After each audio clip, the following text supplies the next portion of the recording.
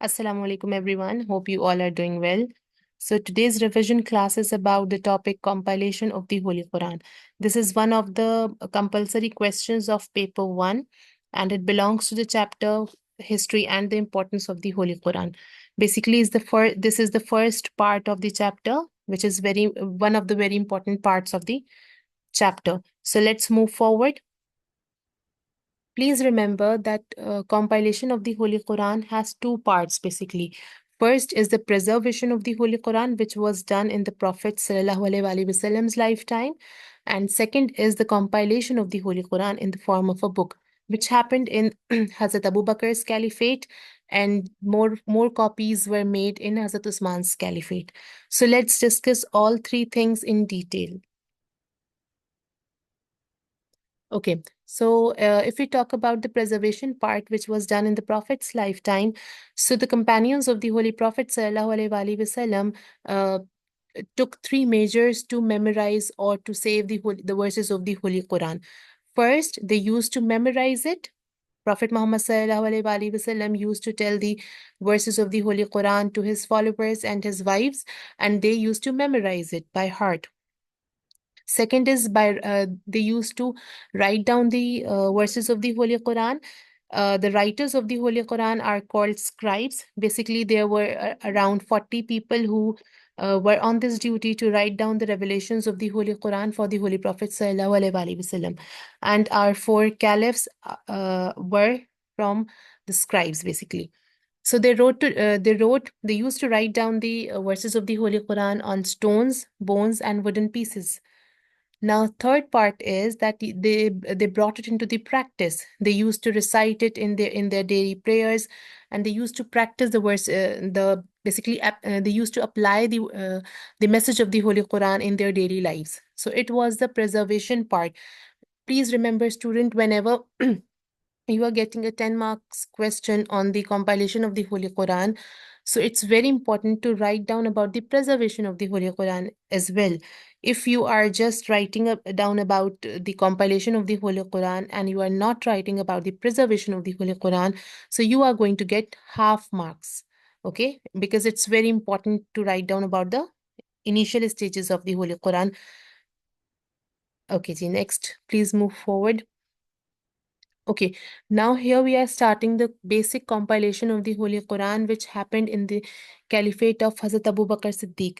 Hazrat Abu Bakr Siddiq was the one who, you can say, who took the charge to bring the Holy Quran into a book form.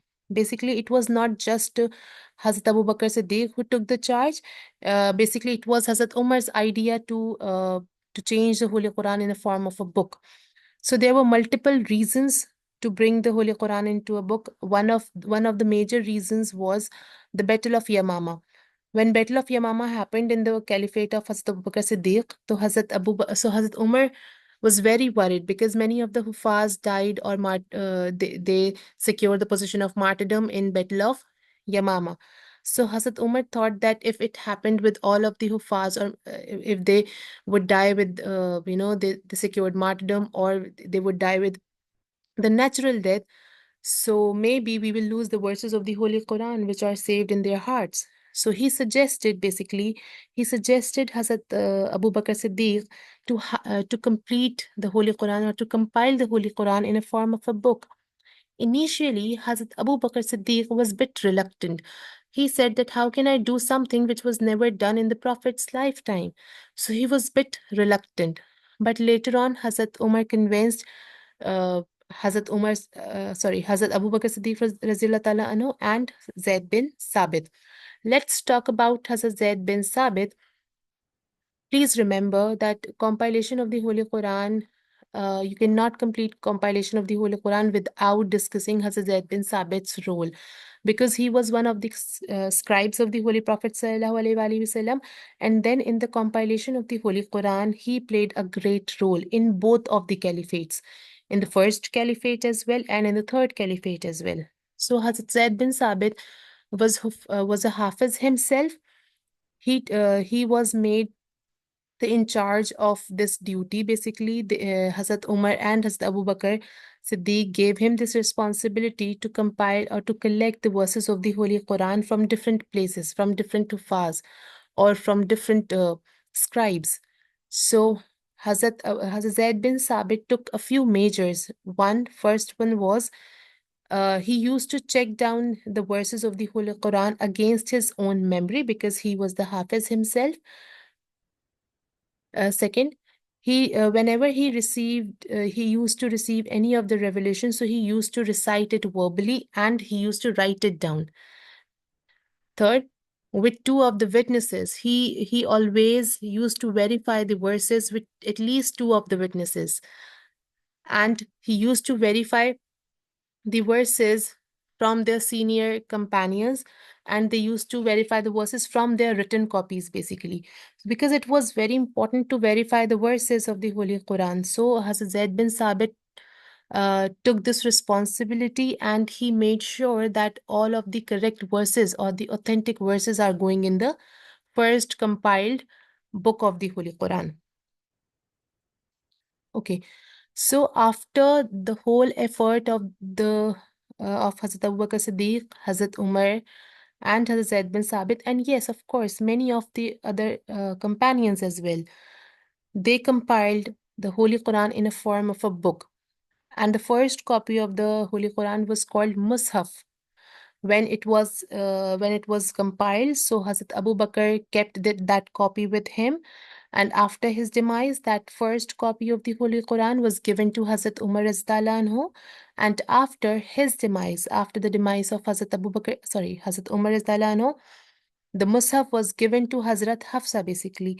Hazrat Hafsa was the daughter of the second caliph and the widow of Hazrat Muhammad sallallahu alaihi wasallam, and this copy is called Mushaf Hafsa. So this was the Mushaf Hafsa was the first compiled copy of the Holy Quran. So it was done in the era of Hazrat Abu Bakr Siddiq. Now, moving forward, that what happened in Hazrat Usman's era. Okay, so in Hazrat Usman's era, many of the other copies were made of the Holy Quran, and they sent it all around the empire. So, but the question arises that what was the reason of having more and more copies of the Holy Quran? First, and the main important reason is that the expansion of the empire. There was a huge expansion in Muslim empire, so many of the Muslims used to recite the Holy Quran in different pronunciations. So it was Hazrat Huzaifa who observed that two of the groups are reciting are having an argue over the pronunciation of the Holy Quran over the pronunciations of the verses basically. So Hazrat Huzaifa noticed it, and initially he sorted out the matter, but he took this matter to the caliph of that time, who was Hazrat Usman Raziyallahu anhu, and he asked Hazrat Usman Raziyallahu anhu that, "O Caliph, take action before they differ in the book of Allah." So he felt the need that we need more and more copies, so everyone, like every Muslim, should recite the Holy Quran with only one pronunciation. So this was the reason of having more and more copies in Hazrat Usman's caliphate. Now, after looking into this problem, Hazrat Usman took the action basically. So, first of all, he again appointed Hazrat Zaid bin Sabit. As I told you before, that Hazrat Zaid bin Sabit had a huge role in the whole process in first caliph's lifetime as caliphate as well, and in the third caliph's caliphate as well. So then he made a committee with other three companions, and then they borrowed Mushaf Hafsa from Hazrat Hafsa, and they instructed the companions to make more copies with the help of Mushaf Hafsa, so that everyone in the world can use just one dialect to recite the Holy Quran.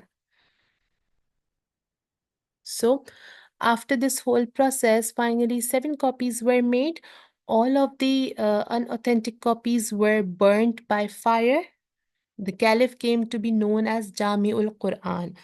This is why Hazrat Usman got this title of Jami'ul Quran. So this was the whole process of the compilation of the Holy Quran. Now the main part, that what type of questions do we get in this chapter?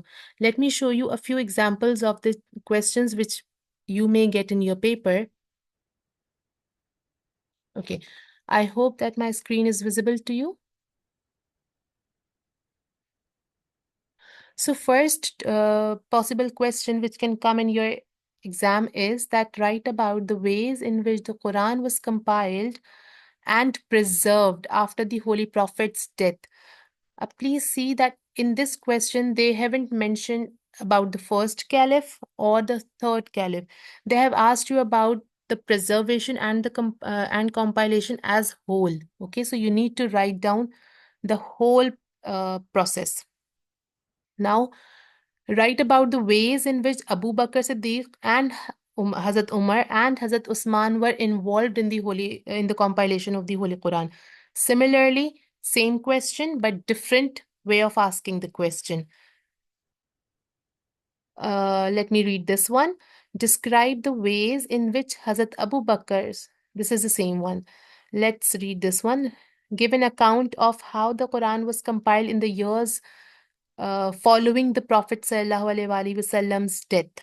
Okay, so there are multiple ways of asking the same questions, but the answer will remain the same. You can take out the mark. You can just find out the marking scheme of the question on the website. Okay, now moving forward, there's one more question which can come in your exam, which is about write about the preservation of the Holy Quran in the form of Mushaf of Hafsa held by Hazrat Hafsa. देखिए, this is a bit tricky question. In this, the examiner has asked you to write down from the preservation part till Mushaf Hafsa. If you are writing the Hazrat Usman's part here in it, it means that it is irrelevant for this question, because this question is about from preservation till Mushaf Hafsa. So you just need to write down till Mushaf Hafsa. After Mushaf Hafsa, what happened? How many copies have they made? You are not supposed to write this. Okay, so reading and understanding the question is very, very important. Now, there are some AO2 questions also for this topic. I can read some of them. First, Muslim today can access the Holy Quran in a number of different ways. How useful is this? Please remember that the four-marker question, in these questions, the examiner wants to see that how critically you think. Okay, do not think that for 4 marks question you are just supposed to write a small paragraph having a random answer in it. No, in this question, in these kind of question, the examiner checks your critical thinking. So it's very important to answer it in a very appropriate manner. You can read the marking scheme given with these questions. Okay, you can get the marking scheme in my notes as well and on online as well. So I hope this summary will help you in your test. Thank you so much. Allah Hafiz.